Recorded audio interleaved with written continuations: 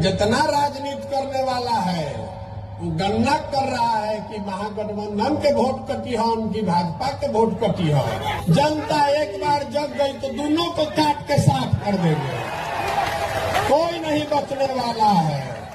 30 वर्ष 35 वर्ष से आपका वोट लेकर हेलीकॉप्टर पे घूम रहे हैं, हमनी के रोडों पर चले के ठिकाना नहीं थे।